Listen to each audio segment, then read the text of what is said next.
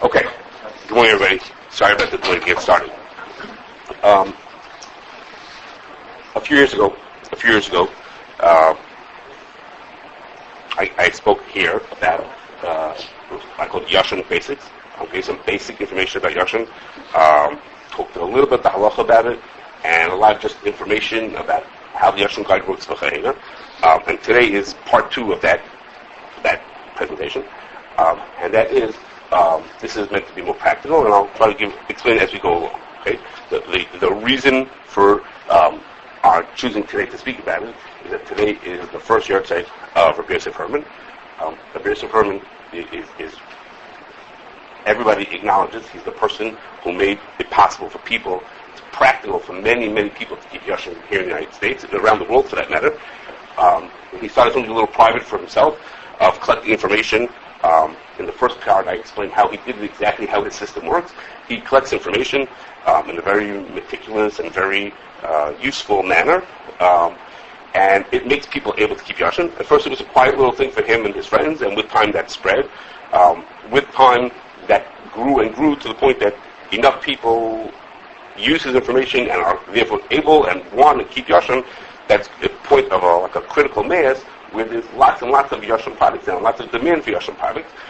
There were many people who kept Yoshon before him that were not connected to Rabbi Yosef Herman, but his information that he passed out, and his guide, which he's most famous for, his guide to Kosher that came out every year, was what made it realistic for many people to do that.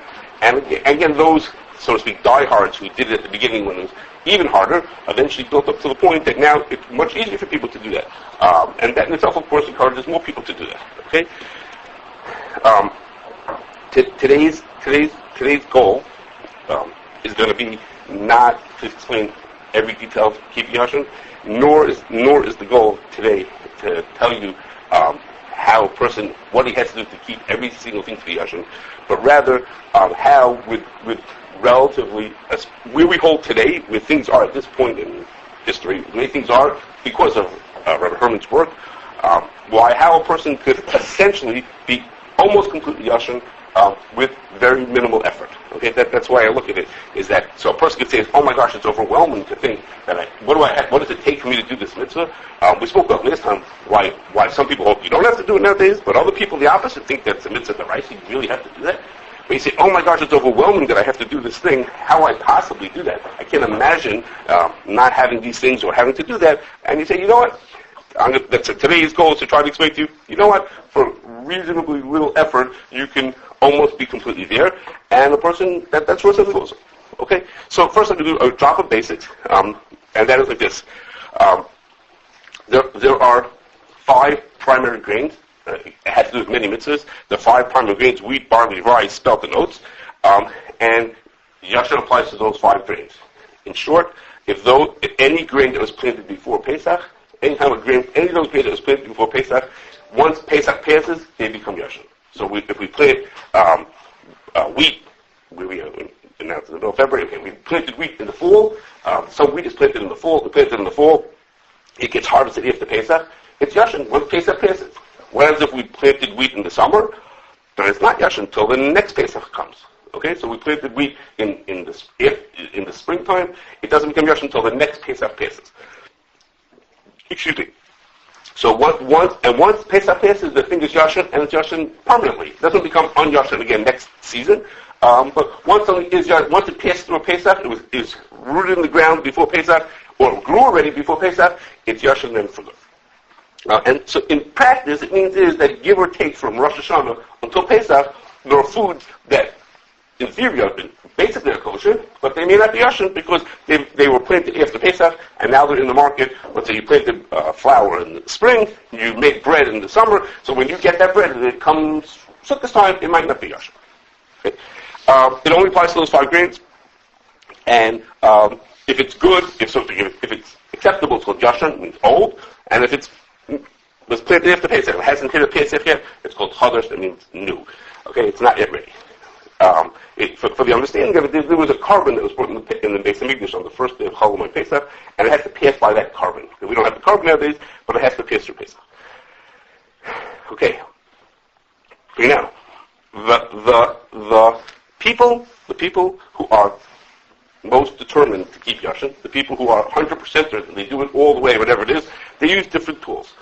Lav Dafka are those tools for everybody out there. Okay, and the first is, as I said to you, is the guide to Kashrus. Okay, the guide to Kashrus has huge amounts of information. The problem is the guide to Kashrus is built by people who have a certain way of looking at things, and it's certain. I don't want to use the word techie, but it's a certain kind of very detailed and very hard for lots of people to understand when they read it. They open up the book and they can't figure out what is it telling them they're supposed to do. It's written with a certain frame of mind, and a certain type of person who looks at it who says, okay, I look at this thing, and to them it talks to them, and they understand what they're looking at, and for many people that works. They can look at it and they fully understand it. Other people look at it and they can't understand it. So it is what it is. It was for the people who it was meant for. But what happened in the past few years is that came along somebody else. Now, before I get to those people, Rabbi Herman, as a matter of principle, did not want his information on the internet. He didn't want any connections to the internet. You could email him questions, that he did. You could fax him questions. You could leave him phone messages. He would respond to you. He was really good about helping people and such, but he didn't want things to be on the internet, not directly. If other people, he sort of, turned the other way. It came along a few years ago, a person, and they started a website called Yoshon.com, who tells you we are not affiliated with the guide to Kashrus. They, of course, use their information, and they talk to each other all the time, but not affiliated means that the guide does not promote things being put on the internet. But the Yoshon.com people have the best I can say is they've translated the guide to Kashrus into usable information that lots of people can connect to. They have made guides and short lists, and they answer questions in WhatsApp. They put pictures with numbers and dates and things that are really clear and that talk to a whole different type of person than the guide did. The guide was a little more technical, and this is much more user-friendly, if I could use that word. And you could ask the question on the WhatsApp. You say, is this Yoshon? And they say yes or no. And they show pictures of their things. They made their own. They organize people's information into ways that you could just look at it and you say, oh, now I understand what I'm supposed to do. Okay, so it's meant for those kind of people. That comes together with the Starcade did a version of that. They have a quick reference guide, which is also, it's sort of in between there. It's not all the way the same as MrsYoshon.com, but it's very helpful. It's 2-3 pages, and it gives you a lot of information on it. So again, these things are people who are always keeping Yoshon, who are trying to a certain amount. And I'll throw one more thing here. I don't remember why it's on this page, but it is that things that come with a reputable Israeli hashgacha are always Yoshon. Okay? I'm not sure what's on this piece of paper. So not only do we get to support Yidden in Eretz Yisrael, but we know if you buy something with a reputable Israeli hashgacha, whether it's made there or not, those things are always going to be Yoshon. Even if it's not made in Israel? Even if it's not. Yeah, those hashgachas, that's what they do. The reputable Israeli hashgachas, all their stuff is Yoshon. Everything that they certify is going to be Yoshon. You mean they bring in pashkis to make sure that it's Yoshon, whatever it is? If it has an Israeli hashgacha. If it is pashkis, as far as I know, it doesn't have an Israeli hashgacha. There are all kinds of other hashgachas, but things that are made with is reputable Israeli hashgachas, those things are Yoshon. Irish hashgachas are all Yoshon? No, not at all. Not necessarily.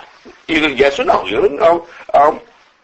Okay, so what's happened is what you mentioned, I'll say anyhow, is that what's happened is that many hashgachas that were never particular about Yoshon, or never could care less, or they personally, the Rav HaMaster himself is not a person who eats Yoshon.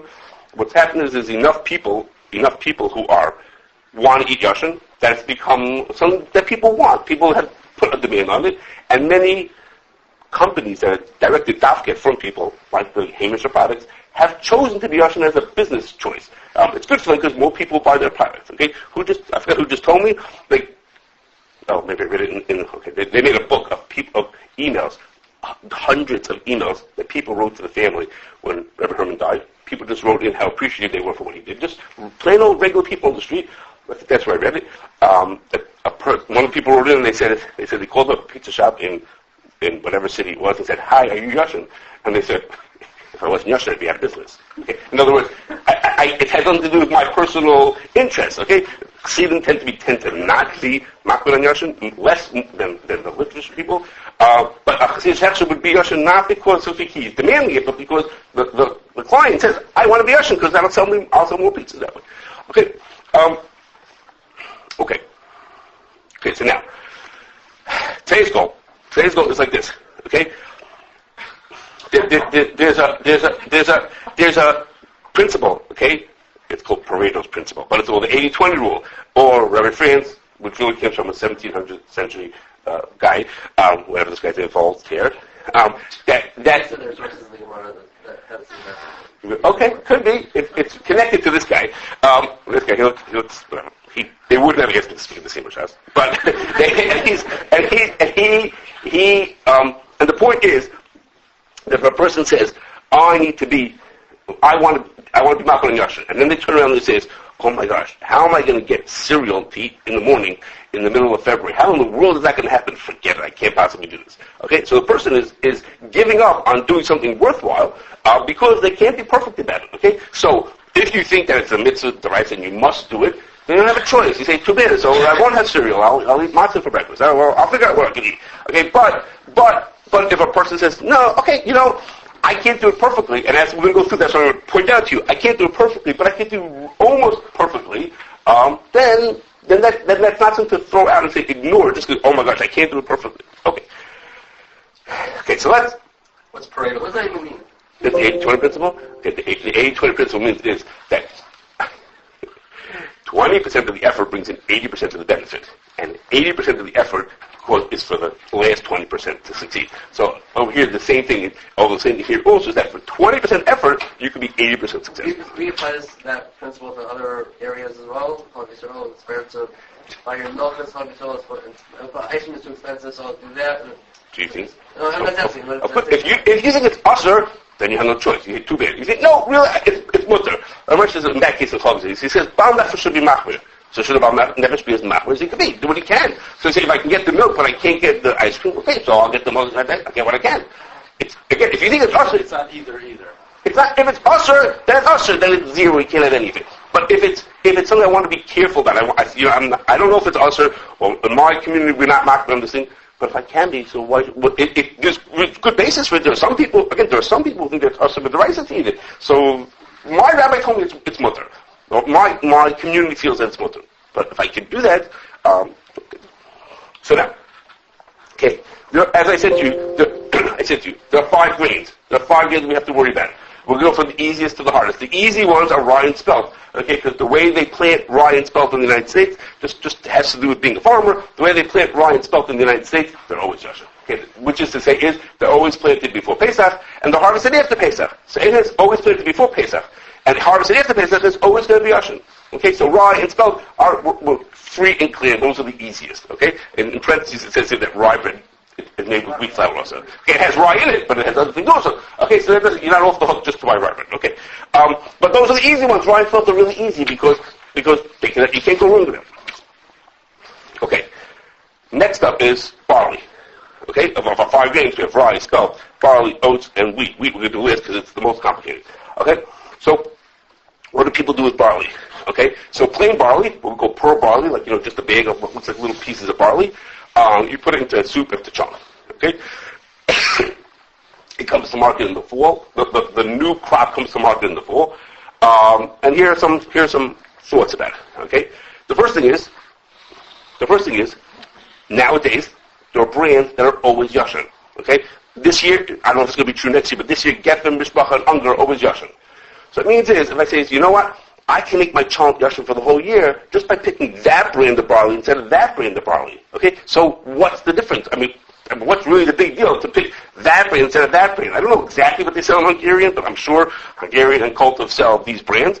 And so you can say, I want this one instead of that one. If it's that easy, so you say, hey, if I want to choose to be machmir on this thing, it's easy enough just to say, I just didn't know. So like the quick guide of the Star K, or probably in Yoshon.com, you can find that these are brands that are always Yoshon this whole season, so no problem. I'll just buy Ungers and I'll be good. I don't have to worry about that. Is it true that sometimes things like that are more of a tendency to have it to be for infestation? So that's something that the hashgacha has to think about, which is if they put stuff away from before the season, it may be a problem. They don't all do that. It's not necessarily that a person who's always Yoshon the whole season is putting it away. Let me back up. All barley is stored for a long time. Even the barley that's not Yoshon, it grows in the spring, and they use it the whole year. But storing it in a bag is what's more, so to speak, dangerous to get bugs in it. Storing it in a silo is okay. So some of those people mill it during the year. They use it during the year. They don't put it away in bags at the beginning of the year, depending on how they make sure. But yes, it is true that sometimes if the stuff is put away not properly, it will get buggy. That wouldn't be good. Okay. Okay, another choice. Okay, you could stack up. Okay, that's what some people do. Barley's not so big and not so expensive, so stick a bunch of bags in the freezer. How much barley do people use? Okay, but again, with brands that are always Yoshon, it's like for some people it's just like silly. Just find out what they're selling in your store, and you could use it. Okay. Okay. Now, two issues. Person goes to Kiddush, okay? So you could check with the shul beforehand if their barley is going to be Yoshon. You could find out whether their barley is going to be Yoshon, but here's not in your control. You went to Kiddush and that's what they're serving, okay? So either you could find out beforehand if their barley is Yoshon, or you could not have jumped. Imagine that. Or you could say you know what? I can't be perfect. Okay, so it's fine. I'm not going to be perfect. So when I go to a Kiddush and I'm so enticed by it, so if I hold that it's only a churma, okay, so it's fine. So that's what I'll do. And similar is when I go to a neighbor. So what am I going to do to go to the neighbor? The neighbor invites me over for the Suda. So some people just hand the neighbor barley before Shabbos. Say, we're trying to keep things that Yoshon. Here's use my barley. What's the big deal? You know what I mean? Or will they do that? Okay. Well, it's hard to do that at a neighbor's house. So they'll do something. Okay. Or they say pass. When I go to the neighbor and I have to eat the chunk, that's what I'm doing. Okay. Beer. The people are not on Blias and everything? No, I forgot to say that. Most people, I meant to say that most people who are makbid to only eat Yoshon are not makbid to worry about the kelim that those things are made on. There's a Mishnah Berurah about that. Most people are not makbid. Some people are. Most people are not makbid to worry about the kelim. So if my house eats Yoshon and your house doesn't, and I come to your house, I wouldn't worry that yesterday you made spaghetti that was not Yoshon and I would just eat. Okay. The next use for barley is in beer, which is just now becoming a problem with Yoshon. It's later in the season. It takes time to make it. So what are my choices? Either you can live without it. Okay, right. So So of course, some people think that that's strange for the David who doesn't drink beer. So of course, I'm saying don't be a big deal. It's been years since you had beer. Okay, or what you can say is okay. So fine. So for that, I'll eat the beer, and that I can't be perfect about. Okay, so okay. The last use for barley is malted barley, which is to say, malted barley is a sweetener that's made out of barley. It's used in all kinds of things, like cereals have it, in all kinds of different places that it's used. It's used in flours. It comes in different places. Malted barley, or barley malt, or all those different kinds of names. Malted barley extract. No shaykhs. Malted extract, no shaykhs. Automatically means barley? What? The word malt automatically. Well, if it's just for barley, he just said malted extract, that doesn't mean that. So malt flavor? The word malt by itself. Yes, it's from barley. Yes. Malt flavor will be... More flavor. It's all the same thing. It's all 10 different ways. It's all the same thing. It's made from barley. A different day explains to you how it's made. Very interesting. But it's Would you mind repeating that? it's very interesting how it's made. I said one day I'll explain to you. It's interesting how it's made. But but it is, and the CFC doesn't stop people from using it, and other people ignore it also. So if you're listening today, you for sure can. Why is that? Not for today. Okay. Okay. So that's barley. Okay. So we would get a hechsher on something called Yoshon, even though it has... bakeries that have barley in the flour that they use to make stuff, we wouldn't be marking on that. If we'd given a packaged item that we called Yoshon, I have to think about that. I don't know what we do about that. And what about bittul? That's what we're not talking about. The technicalities of why it doesn't count. Okay. Okay. What do people use oats for? That's we're up to our fourth grain. Okay. The barley. Now oats. A little more complicated than barley. Okay. People use it in cereals and oatmeal, v'charima, those kind of things. Okay. So what are the person supposed to do? So one choice is there are some things. It's not like the other brain. There are some things that are Yoshon. I know there are people who use it. There's people who want to make gluten-free challah. There's a brand named Rory who makes a gluten-free challah mix, and her oats, Miss Rory, it's a lady. Her oats are Yoshon. Her gluten-free oats are always Yoshon. What's your name? Rory, Rori. It's a gluten-free challah mix. Okay. So gluten-free could have oats. Yes, it's a special gluten-free oats. Right. So it's a common thing that people who are gluten-free will use because it's one of the 5 types of grain, but it's not. But it's gluten-free. Cheerios. Or Cheerios. So Cheerios is not Yoshon. Cheerios is not specifically Yoshon. So there's such a thing. There is such a thing as getting oats that are some products that are Yoshon. It's not like, again, not like barley. In barley, it's easy to find brands that are always Yoshon. In oats, that's not so easy. You can stock up. Again, that depends how much you use, whether that's a realistic possibility. You know what I mean? If a person has Cheerios, you mentioned about eating Cheerios, so how much Cheerios can a person stack up? That's already a big basic for a person. If they use, a few containers of oats to make oatmeal cookies once in a while, then maybe they could. They could live without it. Or they could just say, okay, I'm about to. That's the thing I'm just not going to do. On that thing, I'm going to miss, and that's the thing that I can't live with. I can't manage on cereal. I must have my Cheerios every morning. If you need Cheerios, we have a lot extra. But we can't manage that. What did you say? This year will history. So if someone takes on Yoshon with the 20% rule, they have to speak out that they're not being the No, they're doing it as a chorma, as much to the extent that they can, they're doing it. Okay, they're saying as well, in min hadin, I'm not doing it, I don't think I need to do that, I want to be makbid. So I say, it's so easy to buy the right kind of barley. But cereal is beyond me, it's not possible for me, and my whole family to have that much cereal. What are you going to do? Buy a whole shed just to hold my cereal in it? It's not possible. So okay, so I want it, you know what I mean? Okay, so it's that much. You don't have to say it verbally. I mean, isn't it? It's understood what he's doing. He's coming into it. You want to stop eating mac, you take away after. That's all. Okay.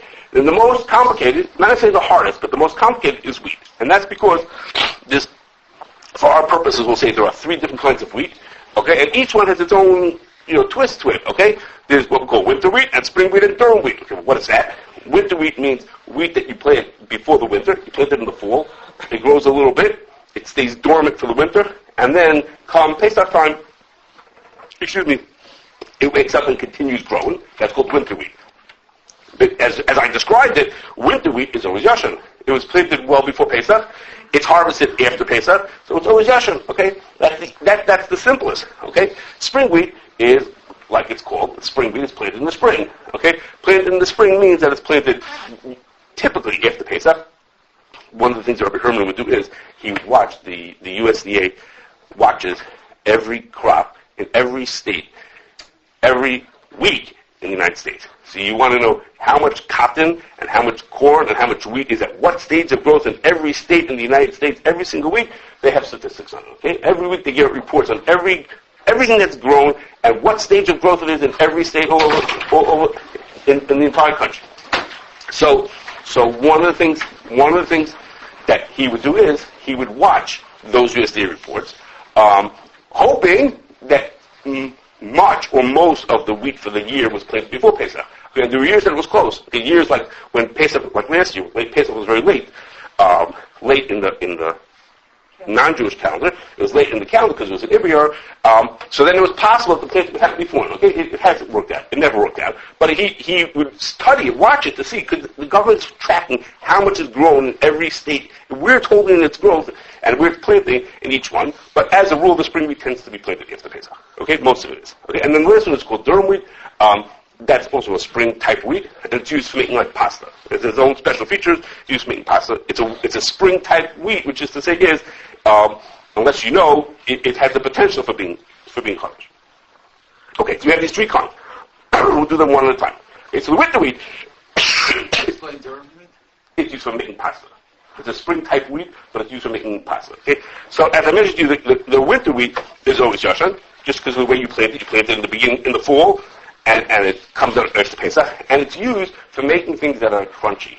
Okay, like that's why I said to you before about eating matzah for breakfast if you don't have any cereal. Okay, because matzah and crackers are made. That's what they're made out of. Okay, so things that are made from winter wheat, are always Yoshon. So you're good. So you don't have to worry about it. What about cookies? So cookies tend to be made from winter wheat, so they're always good. They're always Yoshon. Are there exceptions? Let's say Bear Stewart. I know all cookies are winter wheat. They would be because the Why features. do you have the word cookies? I don't know why. It just would fit onto the line. I don't know. But what about No, it's pretzels? important. Pretzels, right? Hard pretzels. Well, actually, then why does they make a sticker on them after? Is that because of selling on Pesach? I don't know. Oh, the sticker That's says not because of Yoshon. the sticker says made after Pesach. Yeah, that's with chametz. They want people to think that right. They didn't own the chametz of Pesach. So right, but from the so Or pretzels and crackers and matzo, those kind of things are always made from winter wheat. It's the features of the winter wheat, the protein levels and whatever that makes it suitable for those kind of things. So those things are always Yoshon. So that's good. That's easy. Okay, those are the easy part. That's the easy part of dealing with Yoshon for wheat. Okay, now we go to spring wheat.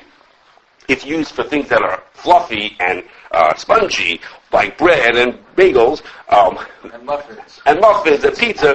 Very good. Thank you. It's also very steward. Yes, I understand where you're coming from. So those things are made from spring wheat. Spring wheat is harvested in the middle of the summer, like July, August time, and by the time it gets to market, until it gets milled, until it gets to Pierre Stewart, until it gets to us, in the fall, like Rosh Hashanah and Sukkot time. Okay, that's when we get to it.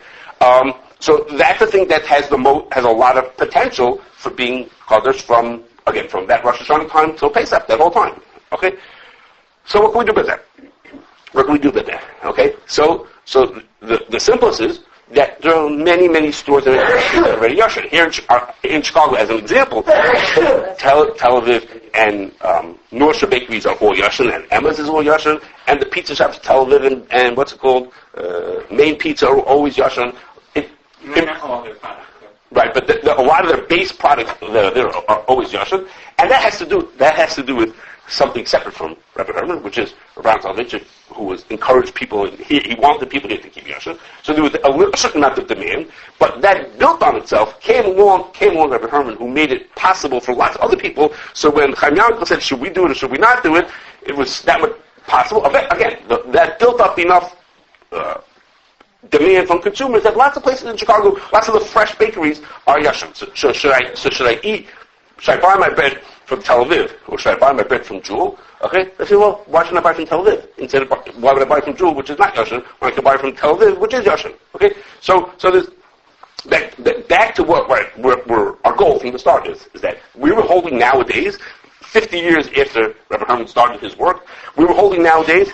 It's easy enough for people on many, many things to be Yoshon, and they could easily be lots of Yoshon. Okay. As I say, and as I mentioned, the same thing for manufacturing. Okay, the people who make, Reisman's cookies, they sell packaged baked goods, they're Yoshon because enough of their customers want it, so they make sure that it happens. Okay, there's enough demand.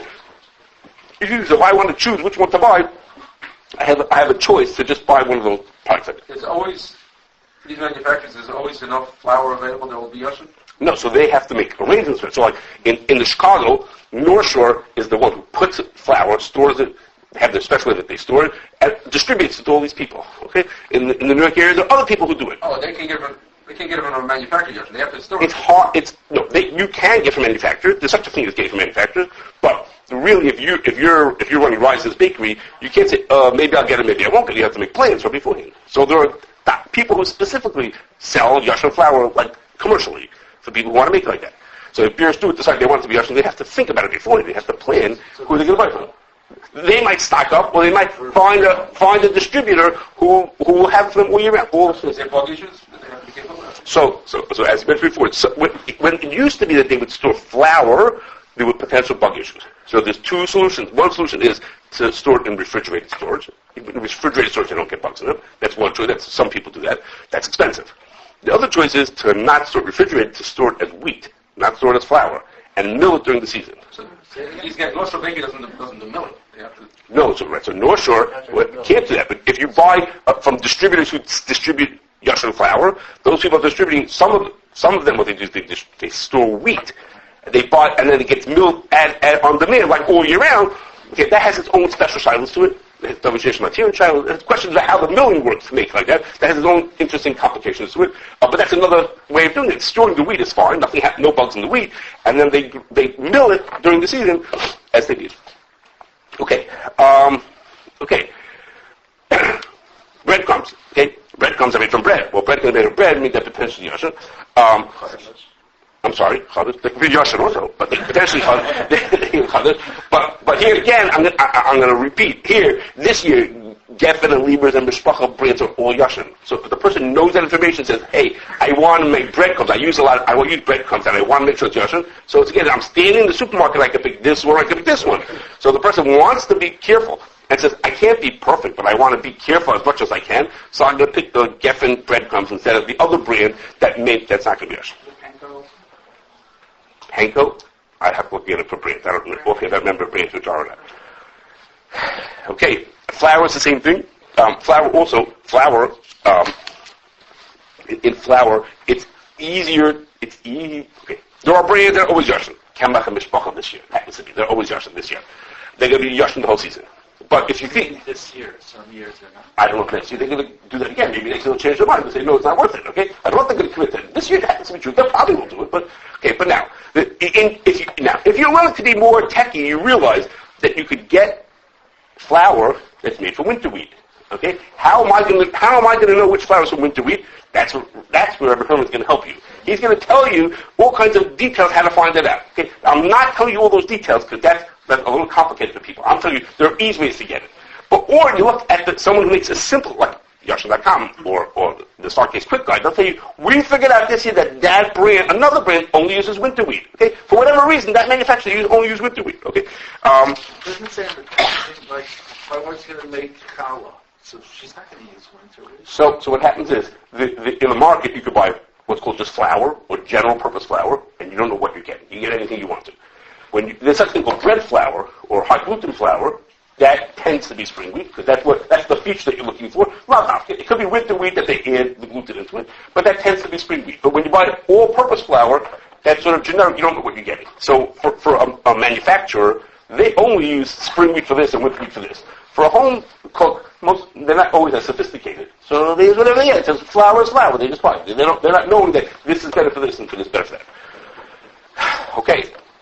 And last is breakfast cereal, where it's hard to stock up. Some people do, or they buy the ones that they'll buy rice checks because it doesn't have any of the 5 grains in it, or they'll buy things in the Sheli Hashgacha, or they just, as the guy says, buy and told you that they may just not make it on that. Okay. And our last kind of flour is durum wheat. I told you it's used in pasta, all different kinds of pasta. Again, winter time is when it starts coming to market. There are brands that are always Yoshon, like Mishpacha this year, very available. If you love instant soups, Geffen ones are always Yoshon. They have been for a long time. And other ones just have it stickered onto them that this year, that this punk happens to be Yoshon. Okay, so it's not easy to put away pasta. I don't know how much noodles your kids eat, but if in a lot of families, it's very hard to stock up on that. And you may just have to be Mavatar and not have that. Okay, not have that instruction. Okay, okay. Some places where you wouldn't think to find wheat, where they are there anyhow. There's some examples of licorice and soy sauce and seasoned French fries. These kind of things that have flour in them that you wouldn't. You're not thinking that soy sauce is having flour in it. In fact, it often does. You could, at least, and soy sauce you can get without flour in it, as I know. It's good chance that these things are made for winter wheat. In the industry, spring wheat is reserved for things that it's really needed for, like for bread and cake and pizza and things like that. And if you don't need anything, if you don't care, if you don't have that special need, it tends to be from winter wheat. It tends to be, it's not dafka, but it tends to be from winter wheat. And you could live without your licorice, or you could just say, listen, I have to live that. I must have seasoned French fries, and that's what we do. Okay. Okay. Some things that I just mentioned that a person can just ignore, and that is aged whiskey. Okay, if you think about it, aged whiskey, if this whiskey is 3 years old, that means it's been around through Pesach. Okay, so I'm good. I don't have to worry about that. So if the people can't drink beer because they don't want to drink beer, so bourbon it is. Okay, that doesn't do with it. That's a separate thing. That's not talking about Yoshon. We don't care about other Kashrus issues. Okay, things are made from rice and corn. This is a common question that Mashgiach can get asked. Is the rice that you make Yoshon or not? Okay, so rice is always, doesn't have a problem with Yoshon. And in the United States, we assume that our vinegar is made from corn. So unless you buy malt vinegar, that's a specialty item made from malt, okay, made from barley. But all the regular vinegar, or like my ketchup, has vinegar inside of it, so I don't have to worry about my ketchup, whether it's Yoshon or not, because it's always Yoshon.